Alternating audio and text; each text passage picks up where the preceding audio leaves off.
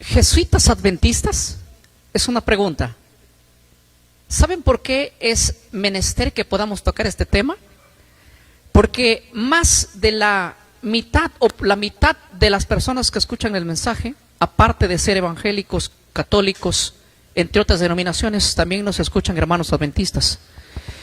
Y desde el año pasado nos han preguntado, nos han hecho esta pregunta: ¿existirán jesuitas dentro de nuestras denominaciones? Entonces, quisiera yo responder esa pregunta también con un contundente sí.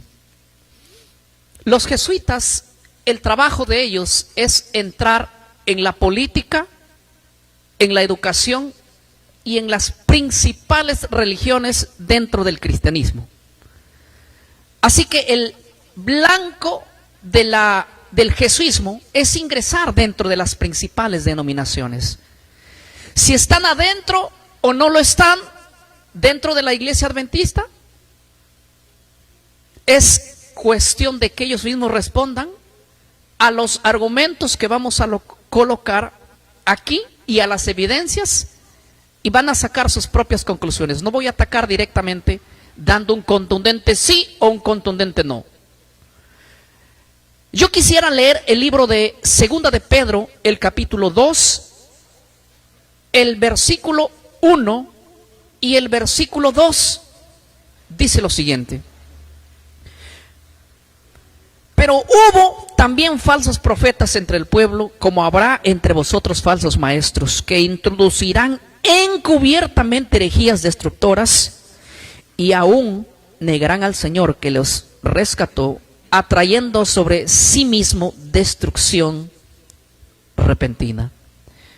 Saben, hermanos, que desde los tiempos bíblicos, siglo I, inclusive antes, Satanás ha tenido mucho éxito entrando dentro del pueblo de Israel a través de líderes, de profetas. Y en el siglo I a través de hermanos encubiertamente para hacer daño a la congregación.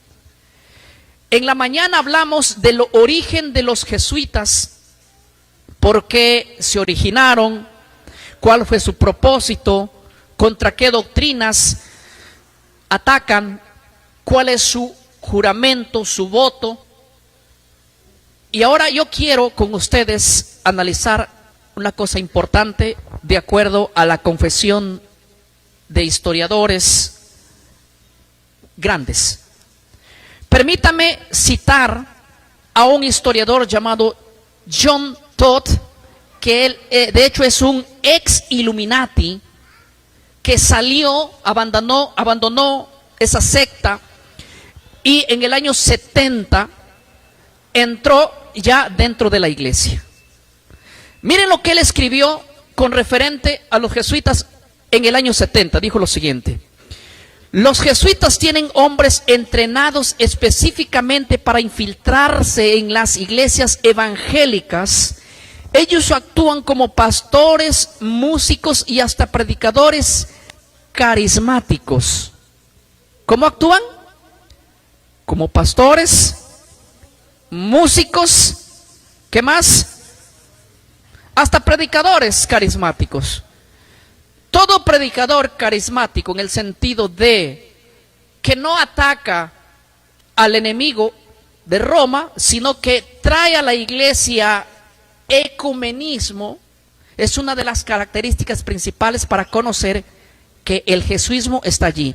Porque los jesuitas lo que quieren es que la iglesia no ataque a Roma, sino que se estreche la mano ¿con quién?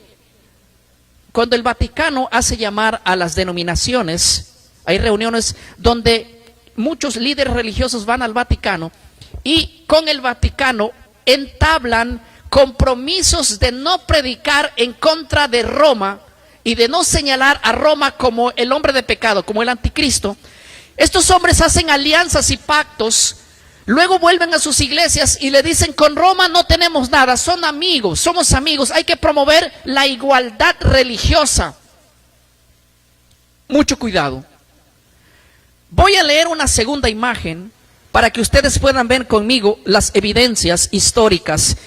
Charles Chiniquy ex sacerdote católico, por 25 años escribió un libro, 50 años en la iglesia romana. En la página 32 de su libro, él escribió lo siguiente: la iglesia de Roma ha enviado agentes vestidos de pastores protestantes para infiltrar y destruir las iglesias desde adentro. Los historiadores han dicho que Roma ha preparado hombres jesuitas. Los jesuitas son gente muy preparada, y han entrado a las iglesias y han escalado puestos y ahora son pastores dentro de las iglesias evangélicas de toda clase, ¿eh? Con un solo propósito.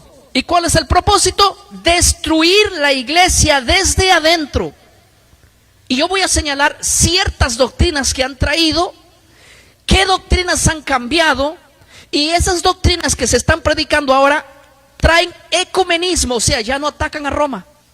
Ya no dicen que Roma es el enemigo. Recuerden que los jesuitas, su intención de ellos es ir al protestantismo a decir que el protestantismo no debe atacar a Roma como el cuerno pequeño. El cuerno pequeño no es Roma, el anticristo no es Roma. Ese es el propósito, y así que todos somos aquí lo mismo. Seas presbiteriano, testigo, mormón, reformado, adventista, lo que sea, todos somos igual. No hay que atacarnos a nadie. Hay que tener la igualdad religiosa. ¿Qué igualdad religiosa? La Biblia dice que el hombre de pecado surgió de la cuarta bestia, que es Roma, que cambió la ley de Dios, que por años obstaculizó el evangelio, que cambió la doctrina, que cambió muchas cosas escritas. Nosotros no podemos en ese sentido aliarnos a un ecumenismo con Roma. Pero hoy hay pastores infiltrados desde los años 70 y antes inclusive, más con fuerza, dentro de las iglesias evangélicas. Eso está muy bien documentado, porque cada fuente que estoy presentando, ahí está el link para que ustedes vayan a analizar. Ahora, paso a otra imagen de Eric John. Es un autor de un libro muy bueno. Escuchen lo que él dice. Los jesuitas han infiltrado, escuchen bien, la Convención Bautista del Sur, la Asamblea de Dios, la Iglesia Luterana, los Adventistas del Séptimo Día y otros. Miren que él cómo confesaba que iglesias ya habían entrado. Dice lo siguiente: su misión es ecumenizar y neutralizar. ¿Cuál es su misión? No ataquemos a Roma. Somos todos ecuménicos. ¿Neutralizar qué? Neutralizar el ataque de las doctrinas de la iglesia evangélica contra Roma. Ahora no, ahora ya no se habla en contra de eso. ¿Y quiénes han entrado? Los jesuitas, para hacer ese trabajo. Porque ahora ellos, como líderes y como dirigentes, pues van a ordenar que esos temas no se hagan. Ahora, permítame ir a una imagen que viene. Esta es una declaración terrible que hace un jesuita, que dejó el jesuismo. Este hombre es Rivera, el cual dice lo siguiente. Él dice en primera persona. Alberto Rivera dice lo siguiente: fui entrenado en Roma para infiltrar iglesias evangélicas. Nos enseñaron a disfrazarnos como cristianos nacidos de nuevo, entrar en seminarios y escalar posiciones. ¿Qué cosa dice Alberto Rivera? Alberto Rivera es un hombre que era jesuita por años, y cuando él abandonó el jesuismo, vimos en la mañana cómo lo persiguieron, quisieron envenenarlo en varias veces, y él se libró de la muerte hasta que finalmente lo mataron envenenado. Este personaje, él cuenta su testimonio en los libros que él escribió y dice: yo fui entrenado para infiltrar iglesias evangélicas, nos enseñaron a disfrazarnos como cristianos nacidos de nuevo. O sea, no sé, a simple vista no vas a conocerlo si realmente es un infiltrado o es un cristiano, porque lo que aparenta es un cristiano de verdad. Es casi imposible detectarlo. ¿Dónde vas a detectarlo? Es cuando sus mensajes traen paz con la iglesia de Roma. Es cuando te dicen que no hay que hablar de Roma, que hablemos de otra cosa. Ahora, noten, esto lo dijo él hace mucho tiempo atrás. Dice así, en esa misma imagen, en la parte de abajo, dice lo siguiente, después del link, dice: muchos pastores que hoy promueven el ecumenismo han sido educados y o influenciados por agentes jesuitas sin saberlo. O sea, salieron de la universidad con títulos sin saber que sus profesores son jesuitas. Y ellos van a salir con la mentalidad de no atacar a Roma, de no hablar contra el cuerno pequeño, de no decirle a Roma que es un enviado de Satanás. Hay que hacer ecumenismo con Roma, y cada vez la gente olvida. Hoy día la iglesia evangélica casi poca sabe que Roma es el hombre de pecado y es el cuerno pequeño. Eso no se predica jamás en la iglesia porque no se sabe. En la mentalidad evangélica, el anticristo, el cuerno pequeño, aún no ha venido, y eso lo voy a predicar el día martes. ¿Cómo la iglesia surgió con una mente desviada? ¿En qué año hicieron esa desviación? Todo. Pero permítame seguir leyendo otra parte que es muy interesante. Esto fue citado por Edmond Paris. Él cita a un ex jesuita anónimo. ¿Por qué? Aunque él tiene mucha confianza en él, no quiere pronunciar su nombre porque ustedes saben lo que lo hacen los ex jesuitas, ¿no? Entonces él dijo: mira, yo te digo todo lo que sucede, pero no pongas mi nombre. Pero lo que te digo es verídico porque realmente era ex jesuita. Él dijo: algunos misioneros protestantes en Latinoamérica eran jesuitas encubiertos. O sea, los que llevaron el evangelio a otros países, vinieron de otros países como misioneros, cambiaron completamente lo que se predicaba dentro de las iglesias evangélicas. El Vaticano envió misioneros evangélicos, entre comillas, pero eran católicos, con la mentalidad católica, pero con la apariencia, ¿qué? Evangélica. Y ellos cambiaron muchísimas cosas dentro de la iglesia que vamos a ver en los días que vienen. Miren, eso lo dice en la historia secreta de los jesuitas, capítulo 10. Ahora, la siguiente imagen me impresiona, porque antes de leer la siguiente imagen yo quiero decirles algo que es interesante, hermanos. Escuchen. Hace muchos años atrás, este ex jesuita fue uno de los hombres más preparados para entrar dentro de las iglesias, y él dice que tuvo una misión especial. Quiero leer el testimonio del doctor Alberto Rivera, que él es un ex jesuita, perseguido y hasta muerto al final por los propios jesuitas cuando él se salió. Él dice lo siguiente, lo voy a leer. Dice así: yo mismo fui asignado para infiltrar a los adventistas del séptimo día. Nuestra meta era hacerlos abandonar su mensaje profético y unirlos al ecumenismo. ¿Cuál es Alberto Rivera, que es un ex jesuita? Él cuenta en su testimonio, en sus libros que escribió, ahí está la fuente para que ustedes puedan verlo. Él dice: yo mismo fui asignado para infiltrar a los adventistas del séptimo día. Nuestra meta era hacerlos abandonar su mensaje profético y unirlos al ecumenismo.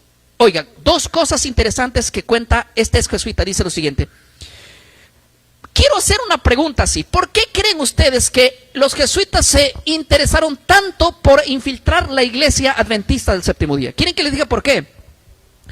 Porque su interés de ellos fue porque es una de las pocas denominaciones más influyentes en el cristianismo que sostiene que el hombre de pecado, que el cuerno pequeño es el que tiene su sede central en Roma, en el Vaticano.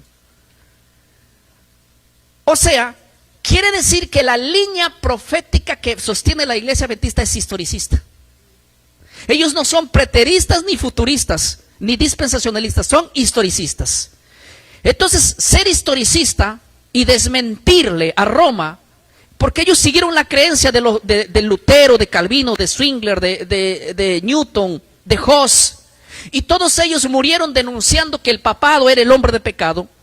Y una de las iglesias más conservadoras que ha tenido ese mensaje siempre puntual ha sido la Iglesia Adventista del Séptimo Día. Me comunicaba con hombres que tienen 70 años en esa iglesia. ¿Y saben lo que me cuentan? Antes, por 20, 30 años atrás, se hacía eventos de un mes en carpas y se hablaba todos los temas en cuanto a profecía. Y hoy hablar de esos temas es casi un peligro, porque nos han dicho que esos temas no se deben hablar porque son temas de alarma. O sea, dentro del testimonio del doctor Alberto dice, yo mismo fui asignado para infiltrarme en la iglesia y nuestra meta era abandonar su mensaje profético. Yo no voy a decir si dentro de la iglesia adventista hay jesuitas o no los hay, pero yo quiero preguntarles y decirles de una manera muy clara a todos los que nos van a ver y nos han preguntado, ¿ha cambiado el mensaje o sigue siendo el mismo? Si ha cambiado el mensaje, con toda seguridad debo decir que sí hay jesuismo dentro. Y si no, si siguen denunciando y estos temas siguen siendo puntuales como han sido siempre hace 30, 40 o 50 años atrás, ustedes no tienen ninguna influencia. Pero déjenme decirles que aquí hay un ex jesuita diciendo que hay gente capacitada para infiltrarla. Y él, Alberto Rivera, señala 7 puntos que iban a atacar entrando a la iglesia adventista. Yo voy a hablar el próximo tema de cómo los jesuitas entraron a la iglesia evangélica. Pero este tema específicamente es mostrar cuál sería el ataque entrando a la iglesia adventista. Y juzguen por ellos mismos, que juzguen si esto pasa en su iglesia o no pasa. Y ellos mismos deben responder si es que hay infiltración o no hay infiltración. Primer punto a atacar. Esto era eliminar el mensaje profético de los 3 ángeles. Estoy en lo siguiente. Eliminar el mensaje profético de los 3 ángeles. De Apocalipsis 14, 6 al 12. Dice él, el propio Rivera dice, nuestra misión era neutralizar la voz profética de los adventistas. Su mensaje del juicio y del sábado era un obstáculo para el ecumenismo. ¿Cuáles son los 2 temas? Hermano, el mensaje de los 3 ángeles está en Apocalipsis 14, del 6 en adelante. ¿Y saben lo que dice? Es un ataque contra Roma. Es un ataque contra, porque Apocalipsis 14 dice que hay que volver a la ley de Dios, adorar a Dios y a Él solo hay que temerlo. Apocalipsis 14, del 6 en adelante dice que nadie debe estar dentro de Babilonia, hablando de las doctrinas católicas. Y tercero, dice que si alguno no deja esas prácticas, el juicio de Dios caerá sobre ellas. O sea, era contundente un mensaje así de la iglesia. Entonces los jesuitas dijeron, lo primero que tenemos que hacer es, entrando a la iglesia, es, ¿qué cosa? Desarticular el mensaje profético que ellos tienen. ¿Y cuál es el mensaje profético que ellos tienen? Atacar a Roma, atacar al Vaticano, atacar directamente al cuerno pequeño y al sábado, porque el sábado es un obstáculo para el ecumenismo. Yo les hago una pregunta: ¿tendría algún problema la iglesia evangélica, Cuadrangular, Movimiento Misionero Mundial, entre otras iglesias, unirse a Roma?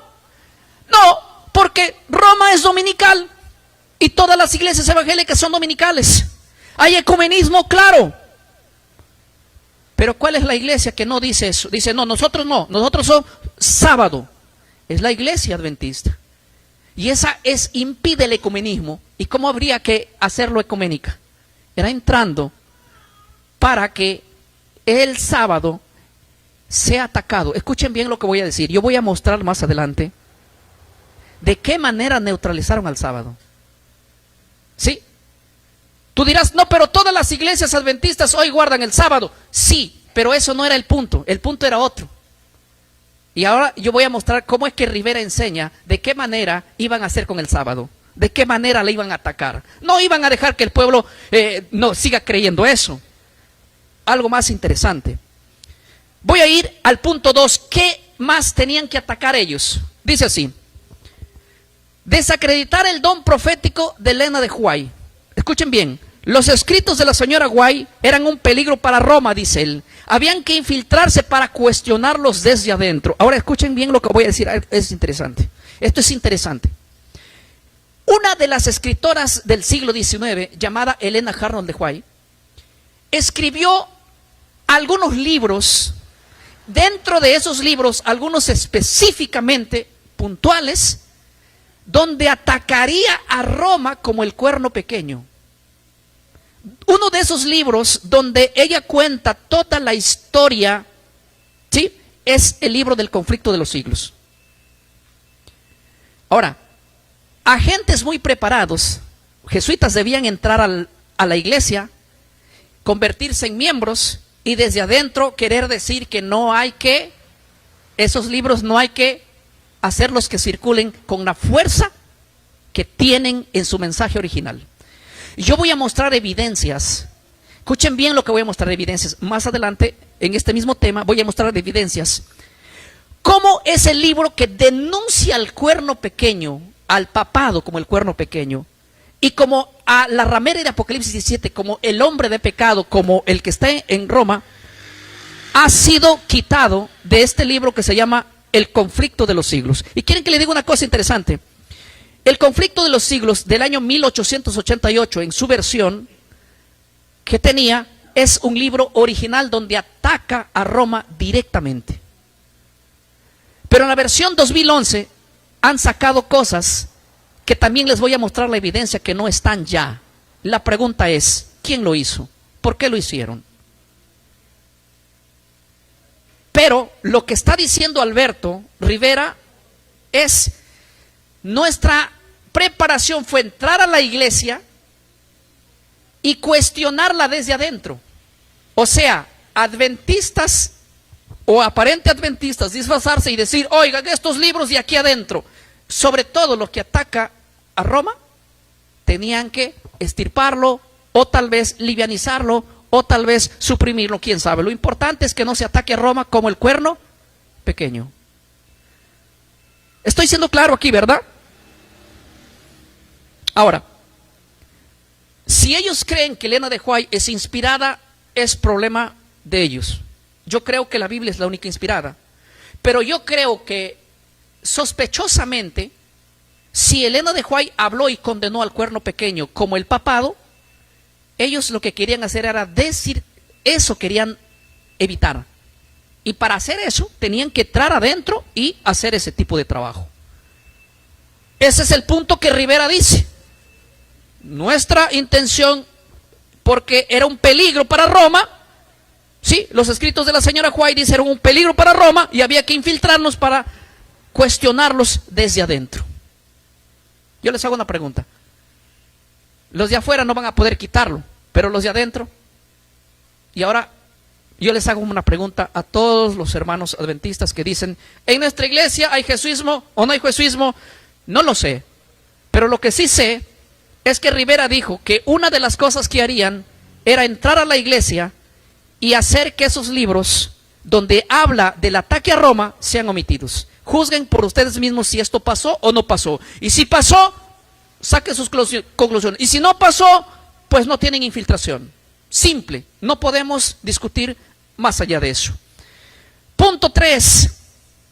Introducir el ecumenismo y promover la unidad con Roma. ¿Dónde debían hacer eso? Dentro de la iglesia adventista. Debíamos hacerlos ver que Roma ya no era una amenaza. Había que promover la unidad cristiana dentro de las iglesias, ¿qué? Adventistas. Ahora, es interesante, pero en muchas partes, yo ayer conversaba con un hermano que es adventista y yo le hacía una pregunta puntual. Yo le decía: dentro de las iglesias que ustedes tienen, ¿están promoviendo el ecumenismo? Y me decía: en gran parte sí. En gran parte ya no se ataca a Roma, ya no se predica contra Roma, ya no se hacen esos temas fuertes. Y en gran parte pareciera que hay un ecumenismo. Yo no lo sé porque yo no formo parte de la iglesia adventista, ni sé cómo funciona, pero los que pueden sacar esas conclusiones son ellos mismos. Solo lo estoy aquí leyendo cuáles serían las cosas que haría cuando entrarían los jesuitas ahí. Punto 4. Cambiar las versiones bíblicas usadas en los púlpitos. Se nos ordenó introducir versiones de la Biblia manipuladas, como la Nueva Biblia de las Américas y otras traducciones que favorecen a Roma. Y créame que hay Biblias dentro de la iglesia, o dentro por lo menos de la mentalidad del jesuismo, que hay Biblias acomodadas para defender a Roma, donde no se ataca a Roma directamente. Biblias donde han cambiado al pie de página muchos textos para cada vez que se dirija al hombre de pecado, al cuerno pequeño, se dirija a Antíoco Epífanes, a Nerón, a los Césares, pero a Roma no. Roma es inocente. Estoy siendo claro, y hay muchas versiones de la Biblia que así traducen. Y esas versiones de la Biblia les conviene a ellos usarlas o meterlas para que la gente, su mentalidad se desvíe y así puedan llegar a un ecumenismo. Doctrina punto número 5. Escuchen bien. Atacar la doctrina del santuario celestial o el juicio investigador. Estas doctrinas, escuchen lo que dice. Esas doctrinas debían ser ridiculizadas y presentadas como obsoletas por teólogos entrenados. ¿De dónde? De Roma. ¿Quieren que les diga una cosa? La iglesia adventista sostiene una doctrina que es la doctrina del juicio investigador, una doctrina que es la doctrina del santuario. Es una doctrina que más lo predican ellos. En la iglesia evangélica muy poco se toca esos temas, es más, en gran parte no se conoce. Tengo un amigo que él es estudiante de la Biblia, muy bueno,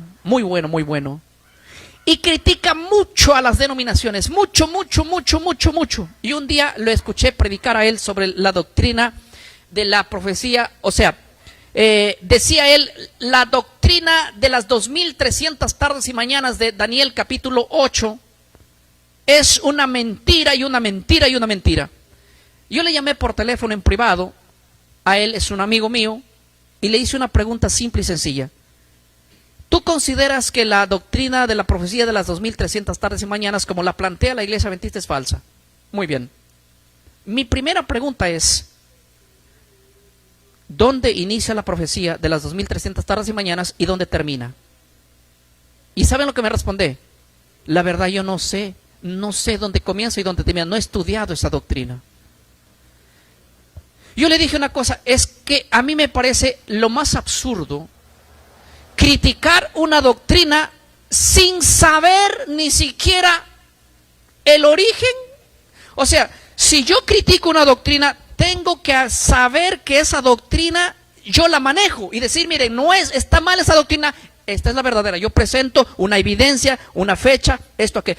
Pero si tú vas a decir, oiga, esa doctrina del juicio investigado, esa doctrina del santuario, esa doctrina de 2300 tardes y mañana, es un error, pero preséntame la evidencia que es la verdadera. Y me dice, no sé ni dónde inicia. Y no. Entonces yo le digo, no puedes tú juzgar a una denominación, a una doctrina, si no presentas lo contrario y las evidencias contrarias. O sea, prácticamente a veces se juzgan doctrinas sin saber ni siquiera dónde inicia y dónde termina. Ahora, yo quiero hacerles una pregunta. Muy pocos se estudia eso. Es un tema que de hecho hasta yo mismo lo estoy estudiando. Pero permítame decirles una cosa. Yo no puedo criticar una doctrina que no conozca. No puedo criticar una doctrina que no lo haya aprendido. Pero Roma, su intención de Roma fue ridiculizar. Y hoy hay un montón de gente diciendo, esa profecía de las 2300 tardes y mañanas es bíblica. Está en el libro de Daniel 8. ¿Sí? Está en Daniel 8. No recuerdo el texto exacto, 20 por ahí. Habla de las 2300 tardes y mañanas que tiene un inicio y tiene un final. La mayoría critica, pero a la mayoría pregúntale, está bien, dile, ¿cuándo inicia esa doctrina y cuándo termina? Tú que dices que no es así. ¿Cómo es entonces? Explícame. No va a poder explicarte. Escúchame bien lo que te digo. No te va a poder explicar. Va a decir que es falsa, pero no va a decir por qué.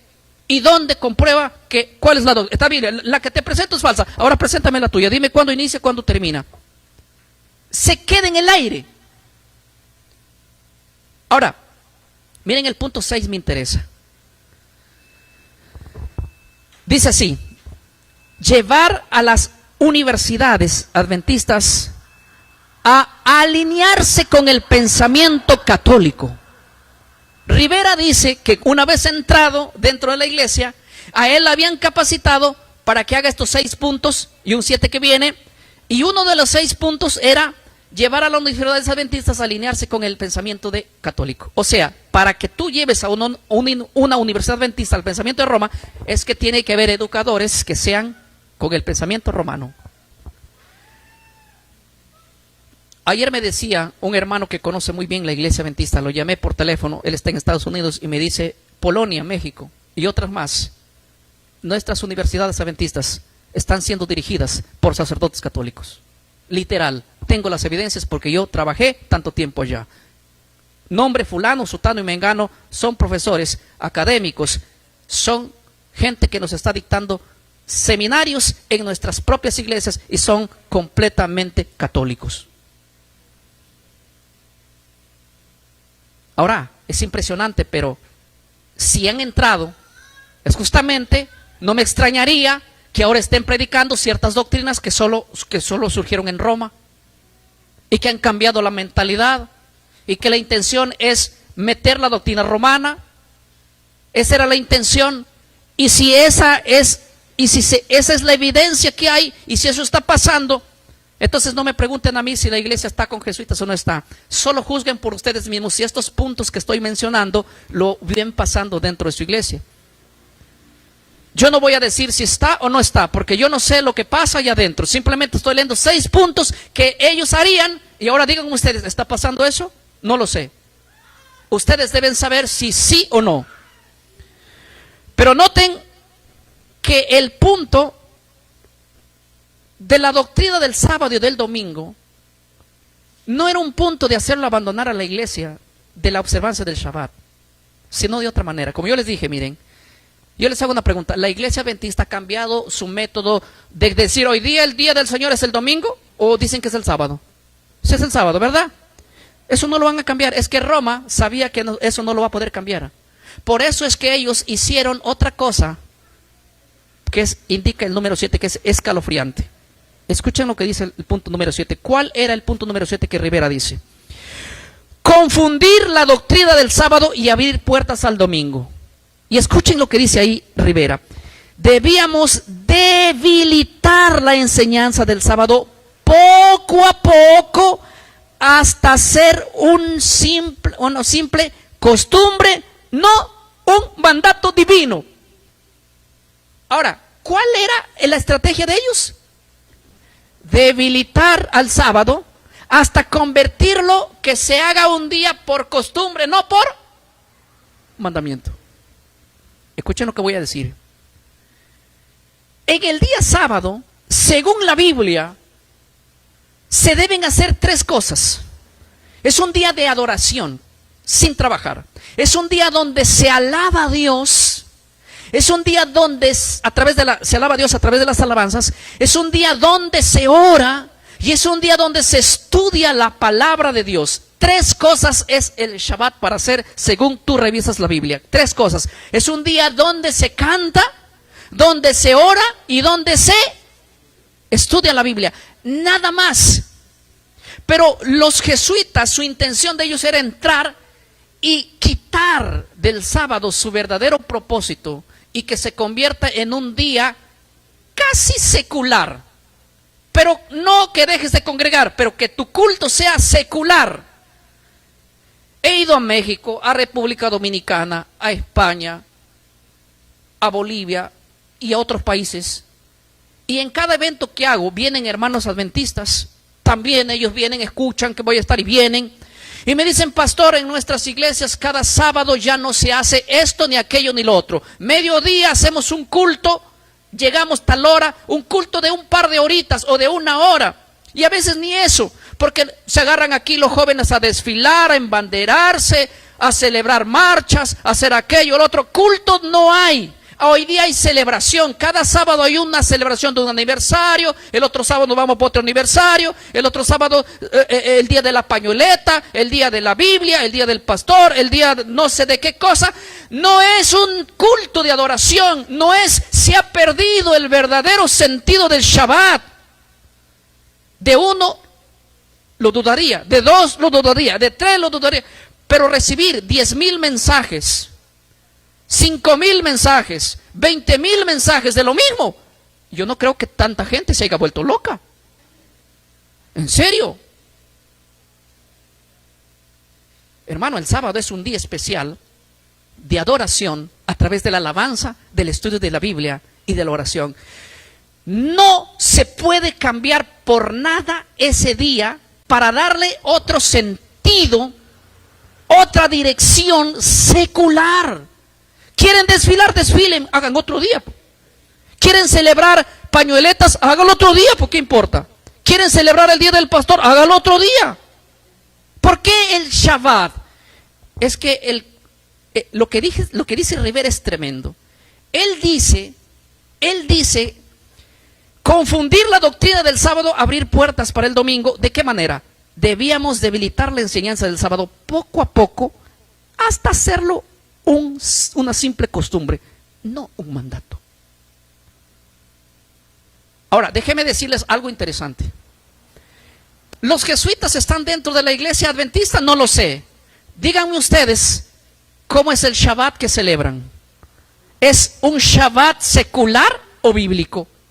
Algunos hermanos me llevaban por teléfono y me decían, pastor, en la tarde ni estudiamos la Biblia. Los jóvenes empiezan a hacer juegos, a competir, esto, aquello, a ver quién concurso. Eso no es adoración, eso es una payasada desde mi punto de vista bíblico. Eso no es algo que está destinado. El día de Shabbat no es para estar jugando, ni inventando juegos, ni haciéndose los monos por acá, por allá. No. Si eso pasa, díganme ustedes. Yo no sé, yo no he ido a un programa así. Pero díganme que ellos mismos juzguen si está o no está. Ahora, ustedes mismos sabrán si el sábado ha sido debilitado. La manera de los jesuitas es, nosotros no vamos a poder quitar de la mente del sábado al domingo. Pero una vez haciéndolo un día liviano, llega un momento cuando el sábado ya no va más. Y va a haber mucha gente que guarda el sábado, que va a abandonar el sábado. Porque va a ser lo mismo, es un día como lo que se hace en la semana, se hace también, ¿dónde? En Shabbat. Y los pocos viejitos que se levantan a querer reformar la iglesia, pronto son quitados. Los pronto viejitos conservadores que dicen, hermano, no hay que hacer esto, no hay que hacer aquello. ¿Cómo es posible que hayamos caído? Vaya pues, chao.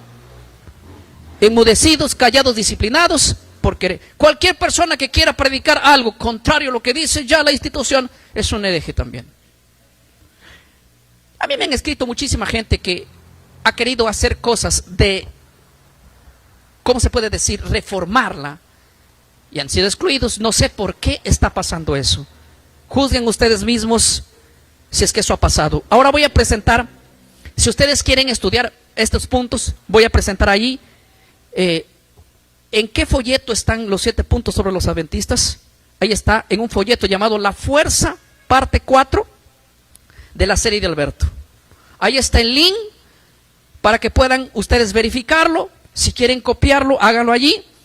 Está la fuente original.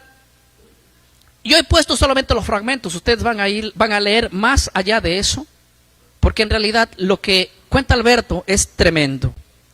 Ahora, ¿saben que la imagen que voy a presentar a continuación habla de Rivera? Rivera predijo su muerte. Yo se los dije en la mañana. Este personaje fue jesuita que hizo todas estas declaraciones y expuso la intención de los jesuitas. Haciendo estas declaraciones, él predijo su muerte. ¿Saben lo que dijo? Él dijo así: en varios folletos, especialmente La Fuerza y El Cuarto Hombre, Rivera afirmó los jesuitas buscarían matarlo y que no moriría de muerte natural, sino por ser un objeto, ¿qué cosa? Del Vaticano. O sea, Rivera en varios folletos que escribió, él dijo: yo voy a morir a manos del Vaticano.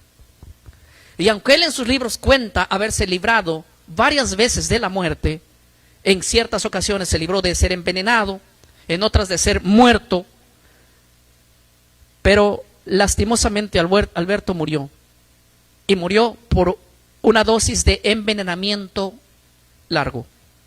Es algo, un medicamento que te dan, el cual no te mata en el instante, pero te va matando poco a poco y no tiene cura. Miren lo que dice la versión de sus seguidores en el libro Chic Publicaciones.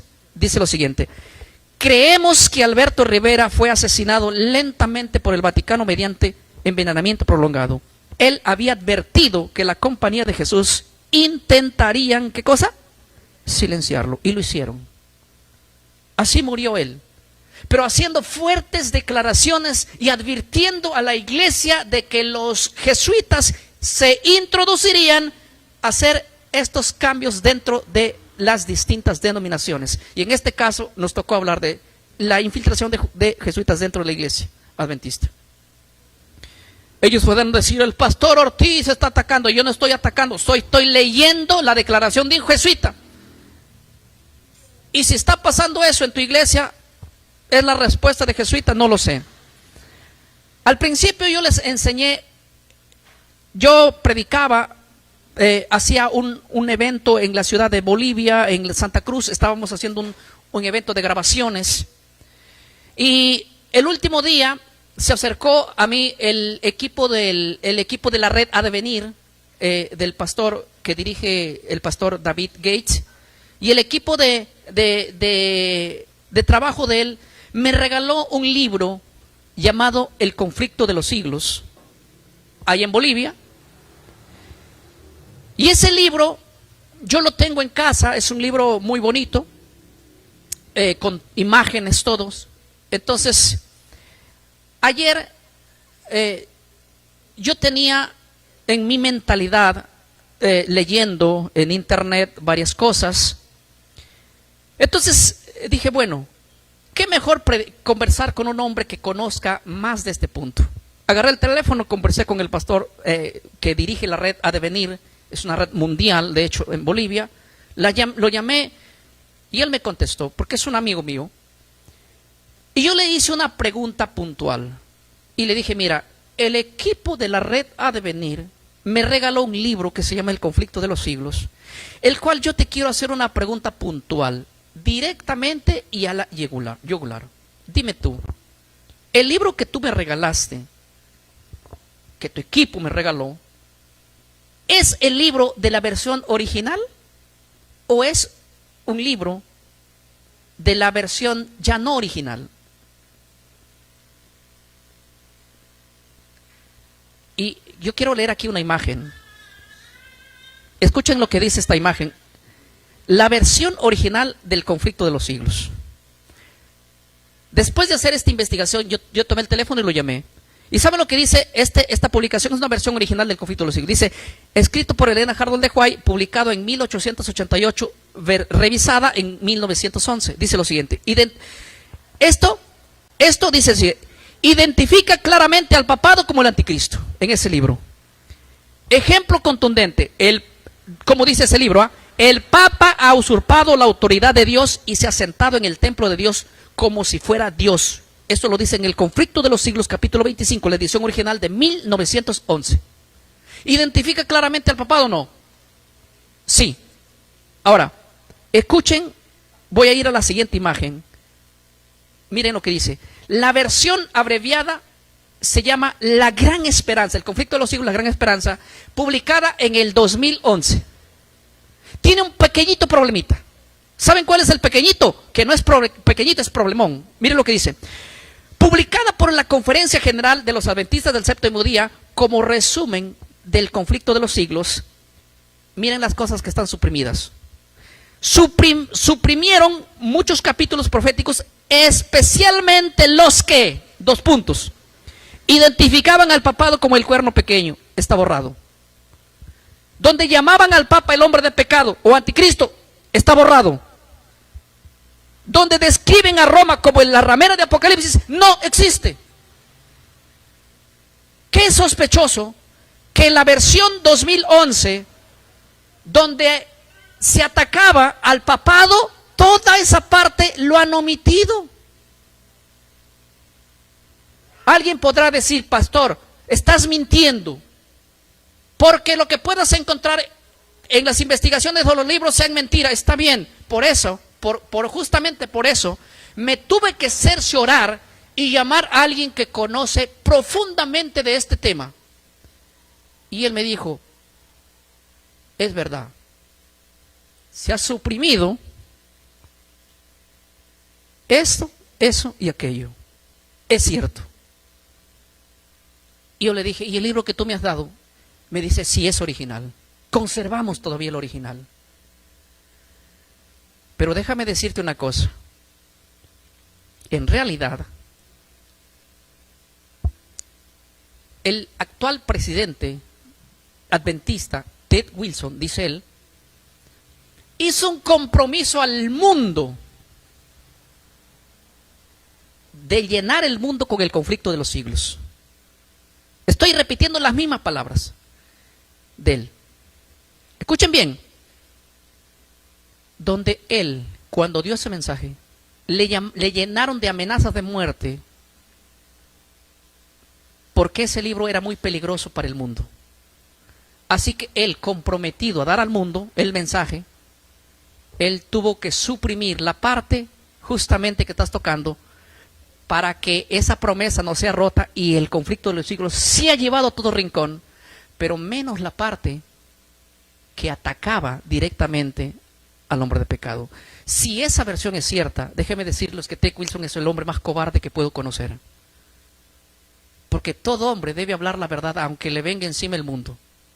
Pero si esa no sé, yo no estoy sumando ni restando nada. Ahora alguien puede decir, no, pero eso lo dijo David y David no está bien con la iglesia. Muy bien, llamé a otro que sí está bien. Hablé con él que es amigo y tiene una influencia y un ministerio gigantesco. Yo le dije, mira, lo que tú me digas, yo no voy a decir que tu nombre, por cuidar tu imagen. Pero solamente te quiero preguntar si el libro que hoy ustedes dan de la fecha 1911, del 2011, está mutilado en esto. Él me dijo, sí. No te voy a mentir, sí. Él también es amigo mío. Y él sí está en regla con la iglesia. Pertenece a la iglesia y tiene un canal grandazo. Wow, me quedé sorprendido. Y ahora dije, teniendo las evidencias, yo puedo decir y no hablar cualquier bobada, como dicen. Tengo que cerciorarme de esto. Ahora, ¿quién puede saber si esto es verdad o mentira? ¿Saben quién puede ser? Ellos mismos. Que ellos mismos vean si la versión del 2011 tiene la parte que ya dije que está omitida. Ellos tienen que saber. ¿Sí? Ahora, quisiera yo terminar, a ver si es que me ponen una pila nueva aquí, por favor. Y ir avanzando en esto. Miren, uno de los pastores llamado Bill, voy a ir a la otra imagen, Hughes, él es un adventista historicista. Él dice lo siguiente, hace una declaración aquí. Lo pongo aquí porque está público esto no es que lo dijo en secreto, está público, por eso lo estoy poniendo porque público. Si él lo colocó es para que lo lean todos. Dice así, al quitar el mensaje contra el papado, se ha traicionado el propósito profético de Ellen White. El adventista historicista y reformista ha publicado comparaciones entre los textos usados y la administración actual de hacer ¿qué cosa?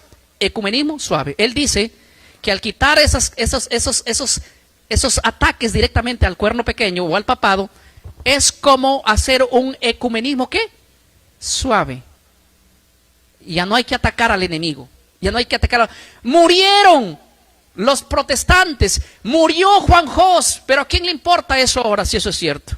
Ahora ya no hay que atacar al papado. Ahora es amigo el papado y hay que irnos allá y a desfilar con ellos. Y allá no la veía, dar los regalos y recibir regalos de ellos.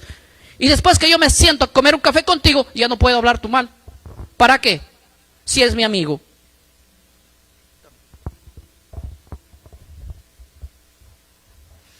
Ahora, miren,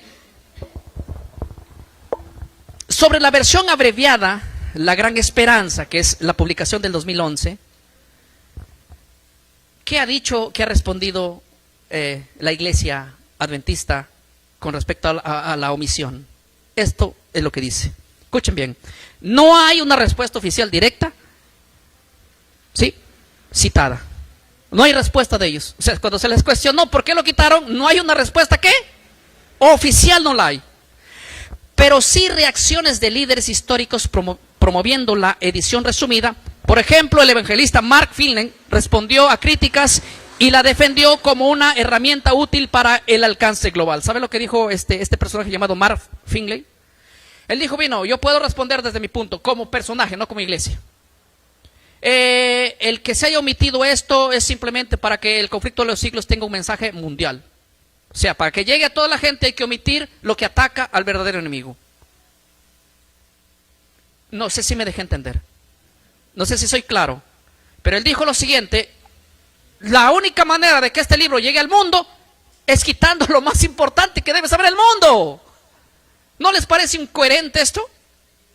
¿Cómo es que va a llegar al mundo esto, el conocimiento, si hay que quitar para que el mundo no se entere de quién es el enemigo de Cristo? ¿Y quién es el hombre de pecado? ¿Y quién es el que va a ser el que está detrás del nuevo orden mundial y del peligro al cual estamos llevando a la gente si quitamos lo más importante? Por esa cosa importante que quitamos ahora es la muerte que muchos hombres en el pasado hicieron por denunciar al verdadero enemigo. Oye, voy a otra imagen, dice: en publicaciones de líderes adventistas como Samuel Hill o Loren Siebold, se nota un tono más conciliador, pidiendo moderar advertencias y evitar la confrontación directa. ¿Qué fue lo que dijeron? Hill dijo, insta a evitar el sensacionalismo al referirse a instituciones religiosas. Siebold, con tono crítico, dijo, consideró que el conflicto de los siglos puede resultar anticatólico y avergonzante para algunos. O sea, Hill dice, no hay que evitar sensacionalismo. O sea, el conflicto de los siglos promueve ¿qué? Sensacionalismo. Y para evitar el sensacionalismo hay que quitar. Y para también para no referirse a instituciones religiosas. Y Siebold dice, bueno, en tono crítico considero que el conflicto de los siglos se puede resultar anticatólico y avergonzante para algunos. O sea, esa parte de que el papado es el hombre de pecado, el anticristo, la ramera de Apocalipsis 17, hay que quitarlo porque simple y sencillamente puede ser avergonzante para algunos. Eso no debería darnos vergüenza. El Señor nos mandó a predicar Apocalipsis 14. Y en Apocalipsis 14, no lo disfrancemos, hermanos, pero en Apocalipsis 14 directamente hay un ataque al hombre de pecado, a la ramera y a salirse de ello. Y a decirle a la gente, salgan de ahí porque se queman y porque viene el juicio. ¿Cómo vamos a omitir el mensaje del tercer ángel? Es una locura. Es una locura. Omitir un mensaje directo que Dios quiso que su pueblo dé contundentemente, que está en juego la vida o la muerte, y decir, si quitamos esto va a llegar al mundo global. Si quitamos esto, nos vamos a evitar de confrontaciones con otras. Si quitamos esto, vamos simplemente a no provocar sensacionalismo. Hermano mío, entonces nos quedemos mudos, pues. ¿De qué otra manera? ¿Cómo podríamos decirle a la gente el peligro que hay detrás de todo eso? Juzguen ustedes mismos. A ver, creo que paro acá el tiempo y déjenme decirles algo que es interesante, iglesia. El día martes tenemos un tema especial de cómo los jesuitas entraron desde la fundación de la iglesia evangélica. Nosotros, como evangélicos, la gran mayoría, escuchen bien lo que voy a decir, nos fundamos desde nuestros principios con influencia jesuita. Y vamos a ir descubriendo qué hicieron los jesuitas y sobre cómo centraron sus doctrinas dentro de las iglesias evangélicas a la cual hoy pertenecemos nosotros. Y decir que no hay una sola iglesia en el mundo que no haya sido influenciada por ellos. Están controlando las iglesias evangélicas. Roma controla las iglesias ahora, en su gran mayoría. Así que no les sorprenda a nadie si ustedes quieren predicar temas de la verdad presente, como la llaman, o temas como Apocalipsis 14, temas como Daniel y temas como Apocalipsis. Ahora hasta los propios temas vienen fabricados. ¿Qué vas a predicar hoy día? ¿Qué vas a predicar mañana? ¿Qué vas a predicar? Y en esos temas allí, muchos de esos temas solamente son temas de leche para bebé. No hay una doctrina más fuerte y más sólida. Los únicos que deben juzgar si hay infiltración jesuita dentro de la iglesia y la organización adventista son los mismos adventistas, por las fuertes declaraciones que hizo este ex jesuita llamado Alberto Rivera, el cual hemos presentado allí las evidencias. Por eso yo quiero leer una cita de Napoleón, quiero terminar aquí leyéndola. Napoleón Bonaparte, un emperador de Francia, decía lo siguiente. Decía: los jesuitas son una organización militar, no una orden religiosa. Su jefe es un general del ejército, no el mero padre de un monasterio. El objetivo de esta organización es el poder, y solo el poder, su forma más despótica. Interesante. Las palabras que repitió Abraham Lincoln, dice lo siguiente: esta guerra civil no habría sido posible sin la suministra influencia de los jesuitas. Detrás de cada bala disparada contra mí está Roma, dijo él. ¿Y sabe lo que dijo en esa misma parte? En la parte de abajo dice: sospecho que mi muerte será el resultado de una conspiración jesuita. Y dígame, ¿cómo murió Lincoln? Hoy no vamos a hablar de los jesuitas y la política. Adolfo Hitler, un hombre que fue tan criminal, un nazi, miren lo que dijo él. ¿De dónde aprendió? Escuchen, él dijo así: aprendí mucho de la orden de los jesuitas hasta ahora. No ha habido nada más grandioso que la organización jerárquica de la Iglesia Católica. Imité mucho de ella. ¿De dónde aprendió él? Buena cosa aprendió de los jesuitas Hitler. Freddy Bon escribió lo siguiente: si hubiera alguien que mereciera ser temido en este mundo, son los jesuitas. Wow, este hombre que es un gran filósofo alemán, él dijo bien clarito. John Adams dijo lo siguiente, también fue presidente de los Estados Unidos, dijo: los jesuitas son una amenaza para la libertad. Ellos se infiltran en el gobierno y destruyen repúblicas desde adentro. No solo están en la iglesia, no solo están en la educación, también están en la política. Y tenemos suficientes evidencias para hablar de esto, para hablar de la caída de las Torres Gemelas, para hablar del hundimiento del Titanic y de muchas cosas que nosotros nos muestran una cosa y por atrás hay asuntos tan de intereses que ellos buscan. En otras palabras, el jesuismo lo que busca es poder, poder y poder donde llega, en la educación, en la iglesia o en la política. Y ni hablar de cómo han influenciado al mundo, de todas las empresas más grandes que mueven y que controlan, están detrás los jesuitas. Y pronto, déjenme decirles que Roma será una potencia mundial de nuevo. Una iglesia, una religión. Y todo lo que tendremos que hablar sobre el nuevo orden mundial. Pero esto será asunto de otro tema. Que Dios nos ayude en su misericordia a librarnos de estos agentes del enemigo.